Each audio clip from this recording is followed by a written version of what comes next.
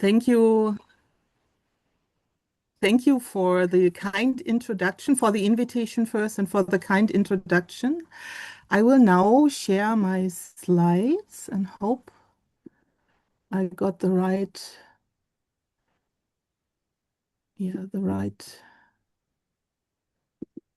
oops. Can you see my slide? Yes, it is opening. Yes. Okay, wonderful. So then I have to move you guys. Here we go. So I am very happy and honored to speak today at the Jain Academy of Scholars, especially because it is an audience of experts, which makes me very humble. And I would like to, yeah, to mention that this is an ongoing research, and I'm a doctoral candidate, so I have not yet reached the level of telling people how things are. I'm still trying to find out.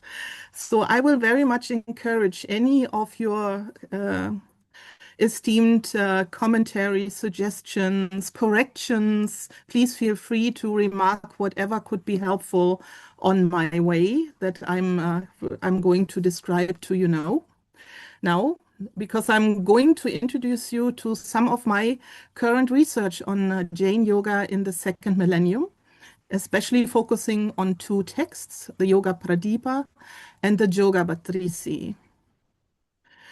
So my aim today is not simply to present those two individual texts, but to ask a more broader question. What exactly do we mean when we speak of Jain yoga? That's my first question. Is it a Jain version of a wider Indian tradition? Is it a distinct soteriological path? Is it maybe pedagogical practice that is transmitted through manuscripts, or maybe it's all of the above?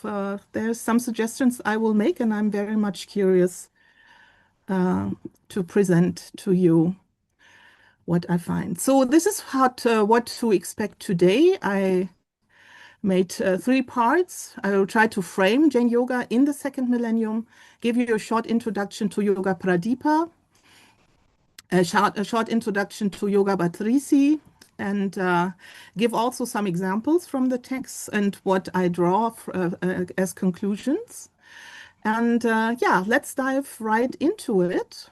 Let's frame Jain yoga in the second millennium. The great researcher, scholar Sagamal Jain once denoted the time after Hemachandra, after the 12th century, and before Yashovijaya, as the dark age of Jain yoga. And let's shed some light on that area. Since this audience I'm talking to today is already deeply familiar with the Jain doctrine and Jain philosophy, I don't have to begin with a general introduction to Jainism. So instead, I would like to begin with a more specific and more interesting question. What is Jain yoga?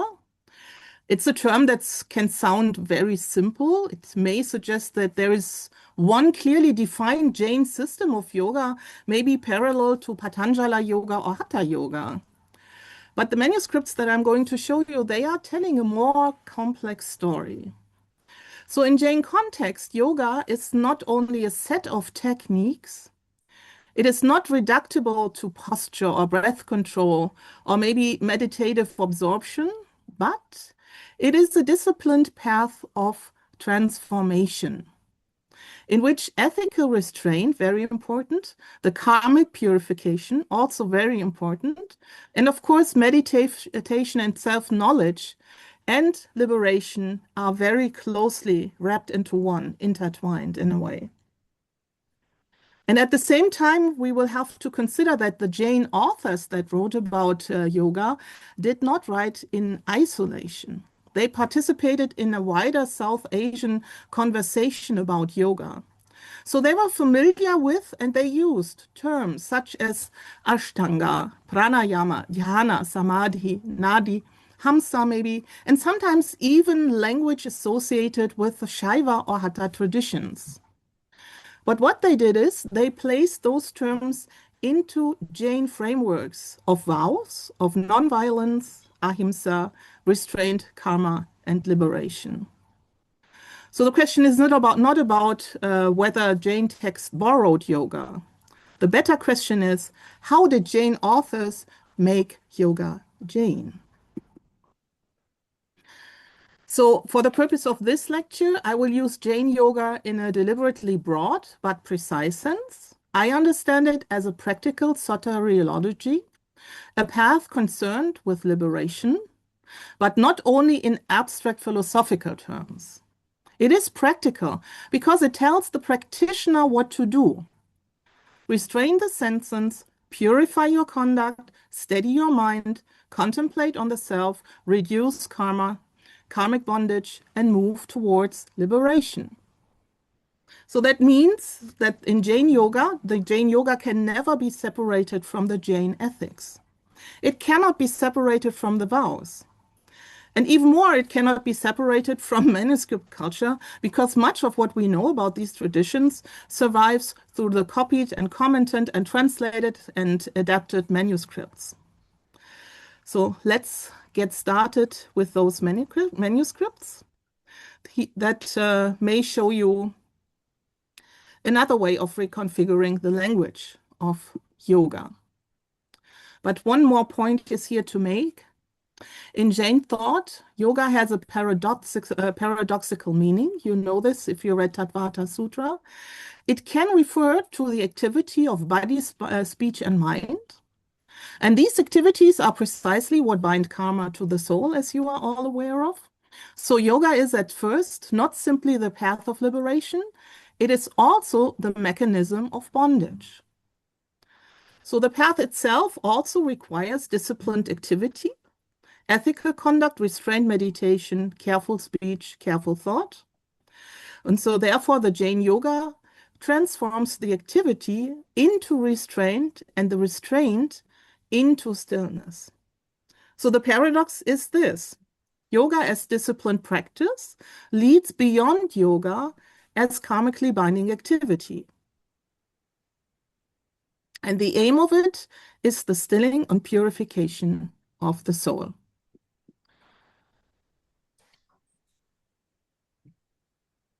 How is this movement towards stillness actually structured? In Jainism, the answer begins with the Ratnatraya, the three jewels: right faith, right knowledge, right conduct. And these are not separate from each other, but three dimensions of one path.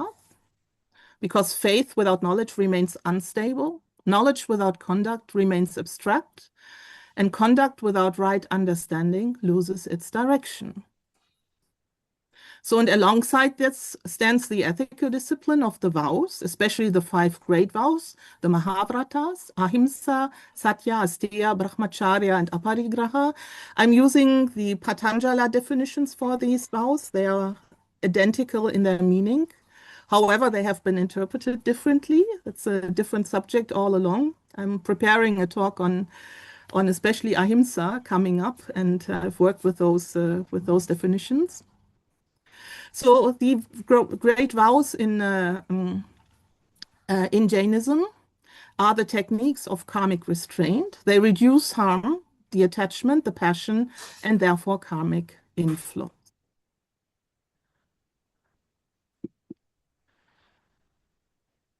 Before we turn to the 2 texts I'm going to introduce you to, it is important to remember that Jain yoga in the 2nd millennium does not emerge from nowhere.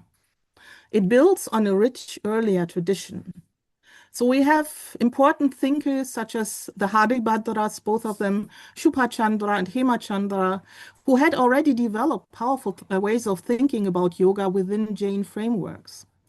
So especially Haribhadra Yakiniputra of the 8th century, he is important for comparative and dialogical approaches to yoga. He engages with other traditions while he is still grounding yoga in Jain ethics. Shubhachandra's Jnananava gives us a profound meditation-oriented vision of Jain practice, including reflection and detachment and the movement towards pure meditation. And of course, Hemachandra's Yoga Shastra then offers one of the most systematic Jain treatments of yoga, And he is integrating doctrine, the conduct, vows, meditation, and ascetic discipline. So when we later see vernacular texts or manuscript commentaries, we should not think of them as a break within the classical tradition, but moreover, they inherit a vocabulary that was already deeply Jain. So what changes in the second millennium is not the basic soteriological orientation, but the language, the audience, the format, and as we would see, the pedagogical strategy behind it. So, Dark Age of Jain Yoga, the great systematic Sanskrit works seem to become less visible in the second millennium. And from the perspective of classical intellectual history, this can look like a loss. But when we look at the manuscripts and the vernacular texts, the commentarial practices, a different picture emerges. It's not that Jain Yoga disappears, it changes its medium. It moves more into vernacular languages.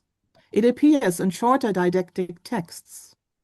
It is transmitted through commentaries called Tabo and Ballava Buddha.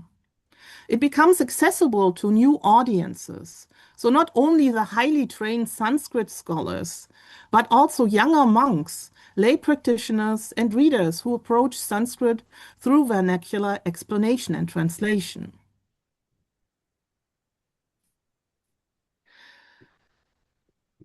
So let's have a look at those. But before we do, I want to situate the two texts briefly within the broader yogic landscape of the second millennium. Because the Jain yoga never developed in isolation, it always emerged in a world in which several religions and yogic traditions were in active conversation with one another.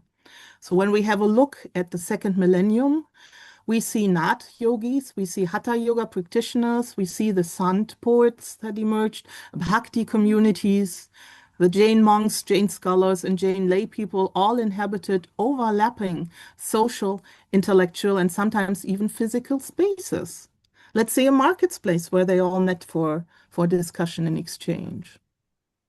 So this does not mean that all these traditions taught the same things. By far they did not. It was quite the opposite. So they often had sharply different views of body, of liberation, of power, of devotion, and of course, spiritual authority. But what they did share was a cultural and symbolic vocabulary, as we will see. The terms and the images and the practices moved across the communities.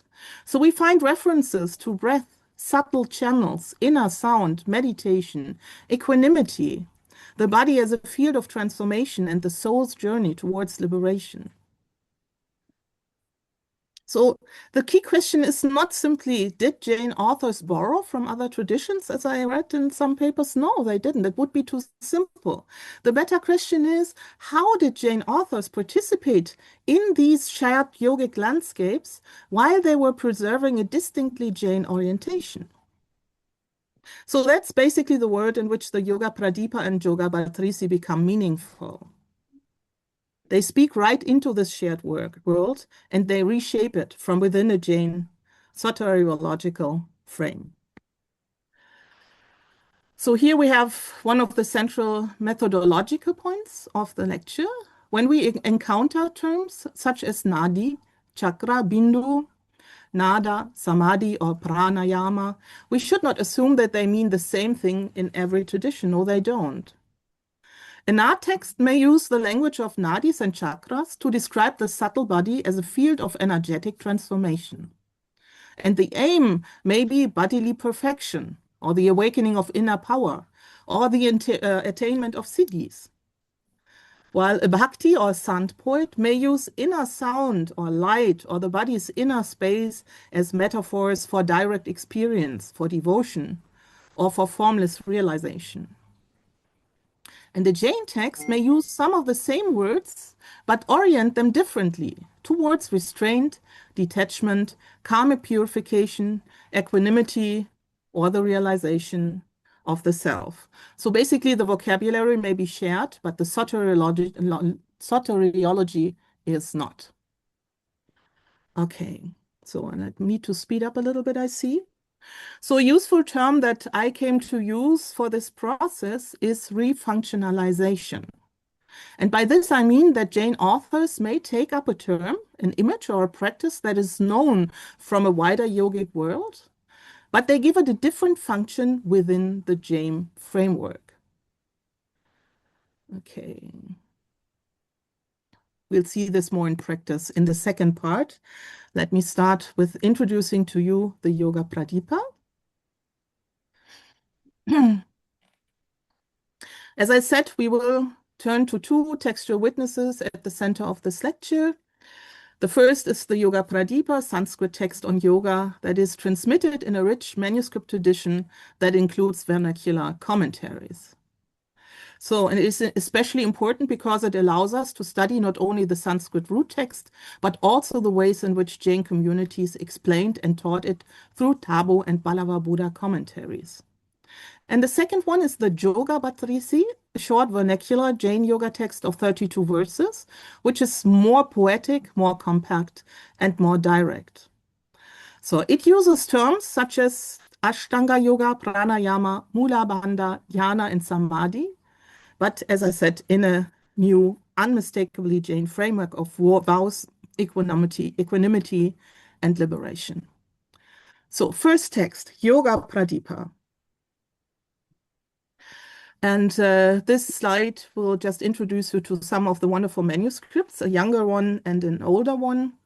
And a quote by Jason Birch, who has already done first research on the Yoga Pradipa. He actually discovered it by chance.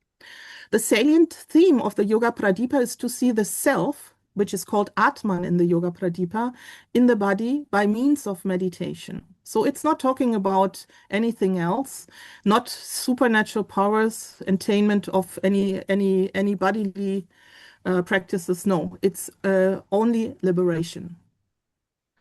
Giving you a short overview of what I know or what I found out so far, not much. We know that it consists of 141 verses. Its title means lamp or light on yoga. And it represents yoga as a path of inner realization.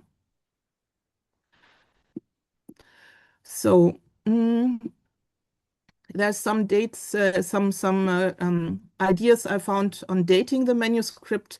The oldest manuscripts we found so far estimate the age of Yoga Pradipa to the 15th century. It might be maybe 50 years younger than that. And I'm still trying to locate more manuscripts that may confirm this idea, that it was presumably from the 14th century, what I estimate. Why do I think that it matters to do research on Yoga Pradipa?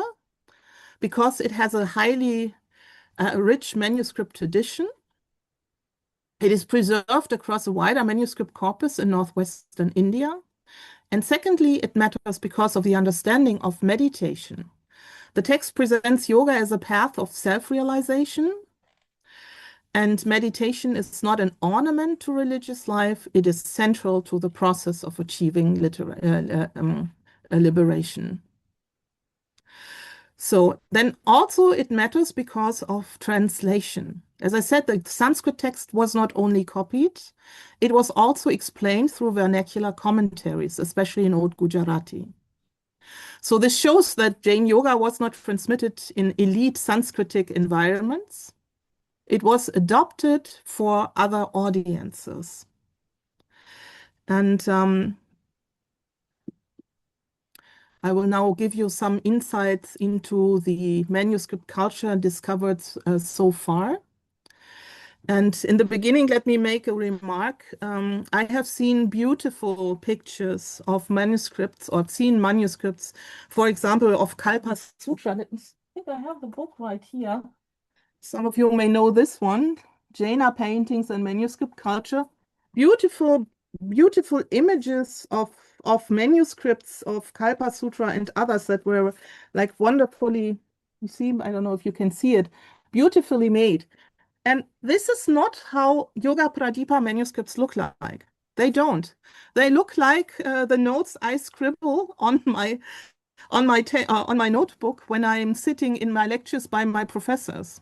You know, when you make little remarks somewhere, they are not about beauty. They are not about to be put in a shelf and looked at and be beautiful. They were made for actually being used and read and worked with. So, overview over the manuscript tradition. My corpus I found so far spans from the 14th to the 20th century and comprises 25 manuscripts, as well as 3 printed editions from the very early 20th century. So the text must have been more known at earlier times, and then in the beginning or by the middle of the 20th century, it became forgotten. So the manuscripts, as we will see, are preserved across 6 major institutions in Delhi, Rajasthan, of course, Gujarat, and also Maharashtra. So you see they were really widespread in reception and were continued to be copied. And linguistically, they operate in both Sanskrit and Old Gujarati, employing Jain Nagari very often in the older ones or Devanagari scripts. And in terms of structure, some are single text manuscripts, but others are multi-text manuscripts. So manuscripts that combine the Yoga Pradipa with doctrinal or poetic texts from Jain or even non-Jain yoga traditions. I also had an example for that. So that's a striking example of intertextuality in pedagogical adaptation. So of particular interest are 2 genres of educational commentary. We will get back to them later, Balavaboda and Tabo. So here is a wonderful map of the geographic distribution and the institutes where I was able to do research and find the manuscripts. So thanks to all of those institutions who have supported me along the way. And let's go straight into the commentaries. One of the most intriguing forms is the so-called Tabo. That's a bilingual commentary genre, which offers a word-for-word vernacular translation of the root text. So, and it is a way to teach Sanskrit grammar and doctrinal content simultaneously. It's a pedagogical scaffold. The original text, as you can see, appears in larger script, followed by vernacular glosses, which are often in Old Gujarati, which are written in smaller and distinct units, as you can see. So such manuscripts were likely used in monastic learning settings and enabled younger initiates to approach the doctrinal texts that would otherwise remain inaccessible. So the other type of commentary is the Balavaboda. He is complementing the Tabo. He presents another major educational genre in Jain manuscript culture of the 2nd millennium. The term literally means instruction for the young. I would like to call it For Dummies, if you know the For Dummies series of books. So it is yoga for dummies. We explain it, break it down to the very heart and bottom.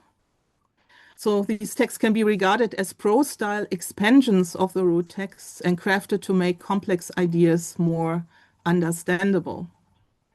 So unlike the tightly structured Tabo, which offers word-for-word renderings, the Balavaboda provides an interpretive paraphrase. So it explains the meaning, it gives context, and it adds doctrinal or narrative elaboration.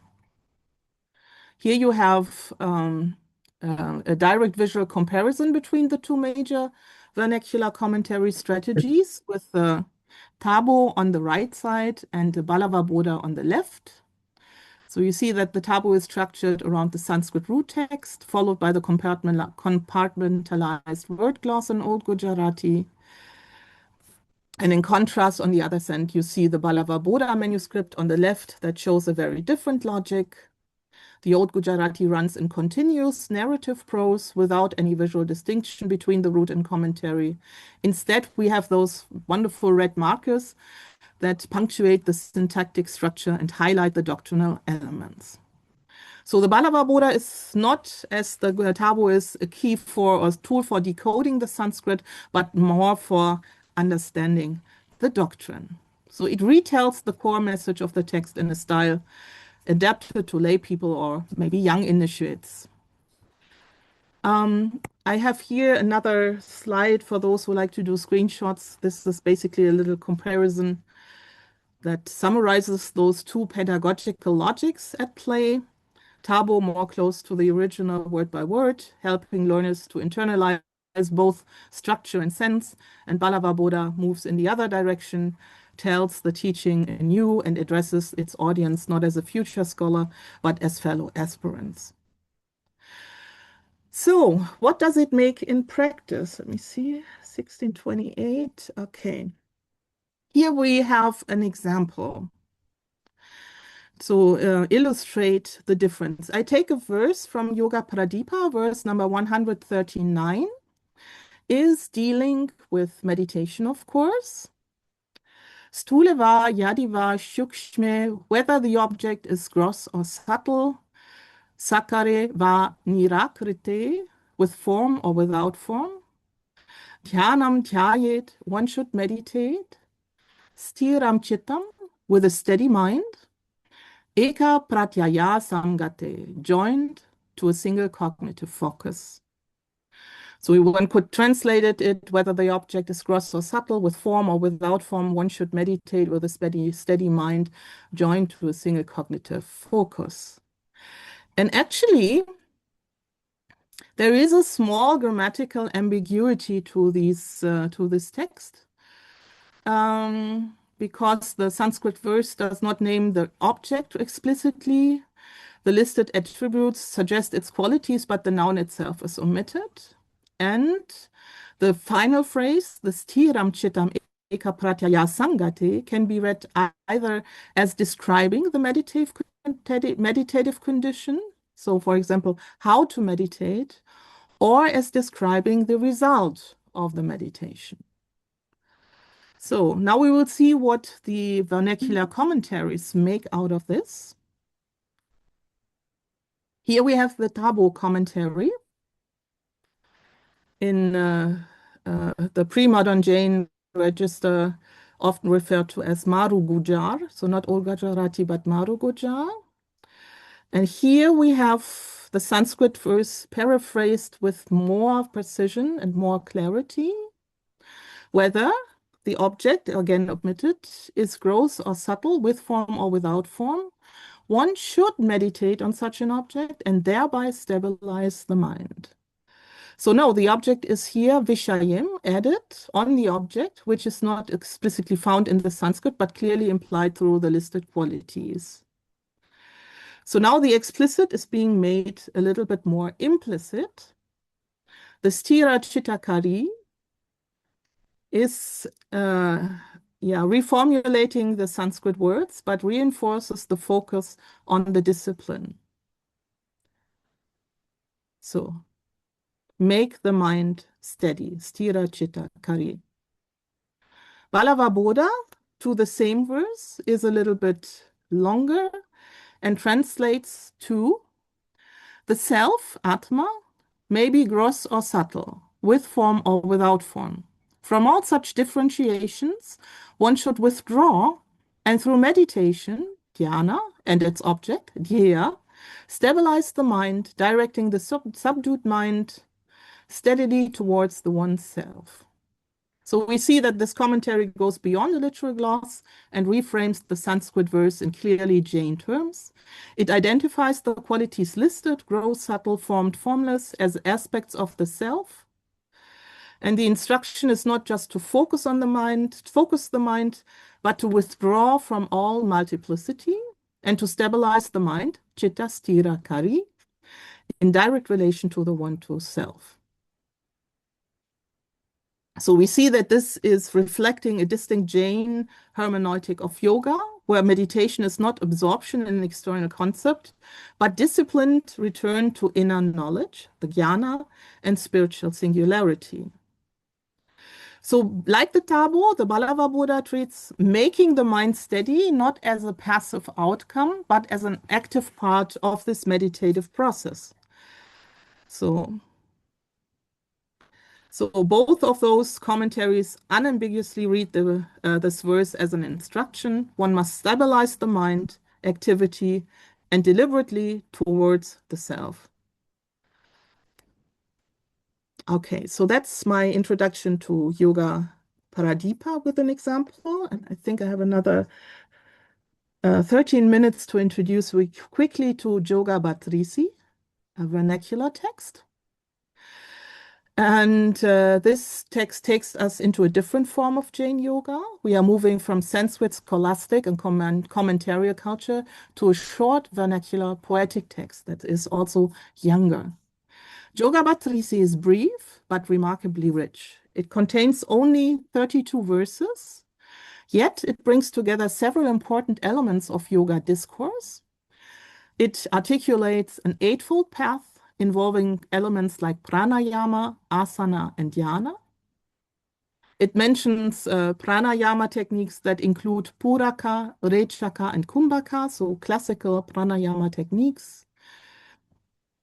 And as we will see, it also aligns not only with broader yogic practices, but it incorporates distinct Jain philosophies and terminologies. So it's wonderful to compare those two with Yoga Paradipa and Yoga Bhatrisi.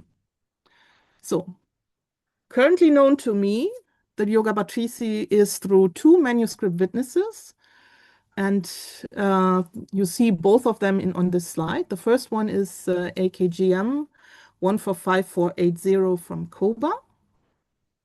This is the manuscript that gives us the clearest historical anchoring because it has a colophon, and the colophon explicitly names the text as Yoga Bhatrisi, attributes it to Sri Parshvachandra as the author, that it was copied by a copier named Kumaraji Gani at Sri Patana in Vikram Samvat 1683, which corresponds to about 1627 of the Common Era. So we have a date when it was copied. So same manuscript also contains a second didactic poem, so it's a multi-text, the Svadhyaya Bhatrisi, which is attributed to Samara Chandra Suri, who is explicitly identified as a disciple of Parshvachandra. So this creates a small teacher-disciple corpus of 232 verses compositions, which is very interesting because it suggests that the Bhatrisi form was not accidental, but part of a pedagogical format. So the second witness you see on the right-hand side is my Nani Kakar manuscript, which I was only recently, with the help of ISJS, able to acquire. It's equally interesting, but in a different way. It does not seem to represent a fully independent recension. Rather, it appears to transmit a reframed version of the text. It has a title variation, which is especially significant. The colophon here gives the title Atma Jnana Dvatrimshika, so 32 verses on self-knowledge, and it gives this title in Sanskrit. So we have a kind of back Sanskritization that takes place. A particularly meaningful moment in this research was a conversation held in Pune on 12th of March with Mahopadhyaya Sri Bhuvanachandra Muni, who is the current head of the Parshvachandra Gacha, in the presence of Dr. Srinitra Pandey from ISJS, who really supported me in that. And this conversation was important because it connected the manuscript evidence with the living lineage memory. Bhuvachandra Muni confirmed the existence of a work known as Yoga Bhatrisi, and he also confirmed the traditional attribution of a related 32-verse composition of Svadhyaya to Samara Chandra. You say, who was the disciple of Parshvachandra? So which is, of course, it is extremely valuable as a contextual evidence because the manuscript gives us names and dates and titles and internal relationships, but this living tradition confirms that these names and textual associations are still meaningful within the lineage. So great importance. And the Muniji has also indicated that to his knowledge, only one single manuscript witness of Yoga Bhatrisi is currently known within the Gacha tradition. And what happened was that we both compared our manuscripts and then exchanged them, and now both of us have two. That was a great moment for both of us. So, but let's have a deeper look at the author.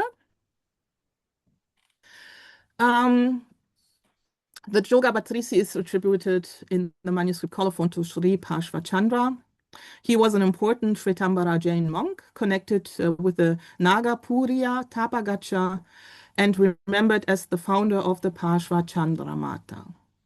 So he is in prosographical records listed and associated with many wonderful titles such as Upadhyaya, Patadhara, Gachadhiraja, and Suri, which already indicates that we are dealing with a figure of institutional and intellectual significance. His life dates are usually given as Vikram Samvat 1537 to 1612, makes it roughly 1480 to 1555 of the Common Era, with slightly different calculations and secondary scholarship. So, what makes Parshvachandra especially important for my argument is his literary profile.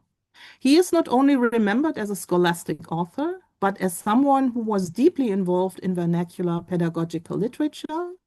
So he has written extensive Balava Bodhas in vernacular languages to many, many important Jain canon works, such as Acharanga Sutra and others. So he appears as an author who invested in making canonical and doctrinal knowledge accessible through explanatory and vernacular forms.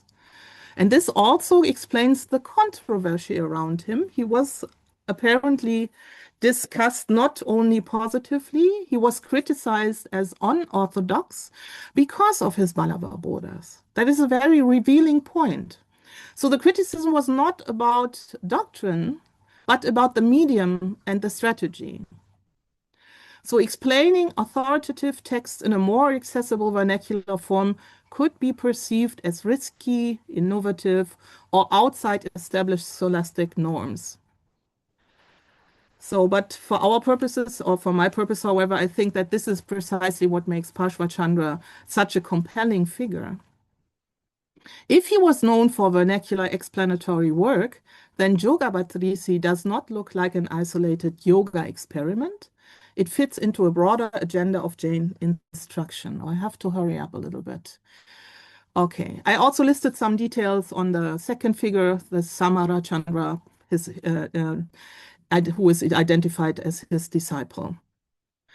Okay. So, but I want to show you some individual verses because they are so beautiful, and just run quickly through the textual architecture of Yoga Bhatrisi. The text consists of 32 verses. It's not loosely organized. We have an opening verse that establishes Jain authority. Text begins with reverence to the Arihant, the Guru, the Dharma spoken by the Kevalins. It also refers to the 9 tattvas. It is important because yoga is from the beginning introduced under the Jain doctrinal authority. Then we have a second section that introduces a dense cluster of yogic imagery, as you see. Ida, Pingala, Nadi, 10th gate, Ajapa, Japa, Hamsa, symbolism, and even Kundalini language appears. So these terms show that the text is fully aware of broader yogic vocabularies that were circulating in this during this time. But let's not look at those without context, because after this Ashtanga core, the text returns to explicitly Jain categories. We have the beginningless soul, we have Jiva, Putgala, Punya, Papa, karmic bondage, and liberation. And this return is important. So the last verse, which I'm going to show you in more detail, provides the ethical key to the whole composition. It names the passions, the kashayas, desire, anger, greed, and delusion, and states that without samatha, without equanimity, there is no meditation, and without meditation, there is no dharma. So let's have a quick look at those beautiful verses of the Yoga Bhatrisi. Here we have the verse number 17. And as you see, I gave you 3 possible translations. They're all going down to one point. You can really narrow it down to Ashtanga Yoga is to be understood as equanimous integration under the discipline of the 5 great vows. And this verse is the doctrinal center of yoga, Yoga Bhatrisi. So at first glance, it sounds familiar to anyone acquainted with classical or hatha yogic traditions, right? Or even Patanjali. It speaks of Ashtanga yoga. It has posture, asana. It has bodily stabilization, bandha, breath control, pranayama. And a listener in early modern India would immediately recognize this as the language of shared yogic discourse, because that is what everybody was talking about. But the verse does something highly unusual. So instead of presenting the 8 limbs of yoga as an autonomous technical system, it quietly reorganizes the hierarchy. So we see the decisive phrase here, that's Pancha Mahavrata Nima, the discipline of the 5 great vows. We know that in Jainism, the vows are absolute ethical commitments, right? We have non-violence, truthfulness, non-stealing, celibacy, and non-possession or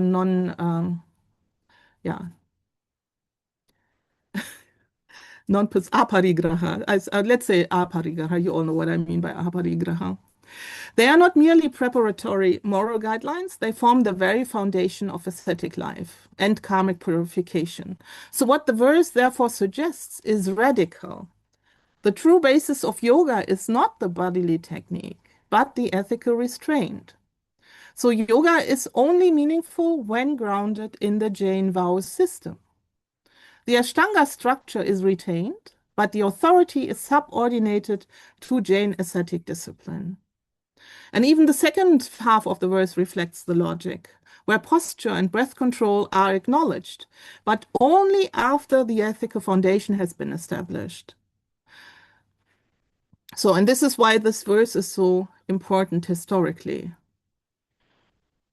So it demonstrates that Jain authors of the second millennium, or that were the centuries we are talking about, were not isolated from the broader traditions. They knew the vocabulary, they knew the practices and prestige of trans-sectarian yoga culture very well, but they did not borrow the systems. They strategically reinterpreted them. So the shared yoga becomes Jain yoga. And liberation, which is the central argument of Yoga Bhatrisi, it does not arise from technique alone. Yogic practice must remain governed by ethical discipline, by karmic purification and equanimity. So I'm just quickly showing you verse 18 that continues the classical sequence in mentioning pratyahara, dharana, dhyana, and samadhi, which is culminating in samarasa here, you see. And also, let me see, verse number 19, almost done, 1 minute. Verse 19 completes the triadic containment of body, speech, and mind. Liberation, here we have a Shiva element, Shiva Puri Tao, so the abode of Shiva, follows from technique alone, follows not from technique alone, but from disciplined restraint of all 3 domains. So we see the Ashtanga passage serves as a doctrinal highlight. And let me close with the ethical closure of Yoga Bhattisi. The final verse provides the decisive interpretive key. We have desire, anger, greed, and delusion that carry the mind away. Without equanimity, there is no meditation. Without that, no dharma. And this conclusion retroactively governs the entire composition. The text does not culminate in luminous vision or mantra absorption or subtle body triumph. It ends simply with the naming of the kashayas and the primacy of samatha. So meditation is declared subordinate to equanimity, and dharma is declared impossible without it. So here are some key takeaways of this today's lecture. We have seen that Jain yoga remained active after Hemachandra, that the manuscripts are revealing the transformation and not a decline, as we might have guessed. Vernacular transmission becomes central, and the shared yogic vocabulary was strategically reinterpreted and refunctionalized. Ethics remained structurally primary, most important part, and yoga became Jain through soteriological reframing. Here's a little bit of biography for you. Thank you very much for your kind attention and sorry for being a little bit over time.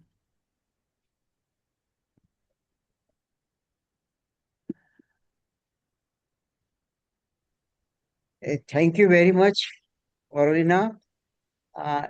It is really a very nice lecture, and I will like to tell you that your work is commendable. Such a work requires immense efforts. We don't have many texts on yoga prior to the 10th century and the surrounding period. We possess hardly any available text, Jain text on yoga prior to this 10th century and so. Working on many more manuscripts related to yoga will help to bridge the gap between first century and 10th century. So it is really a very important work you have done. Uh, so I appreciate you and thank you very much for giving such a nice talk. Now the forum is open for any question. Please raise your hands if you have any doubt or any clarification.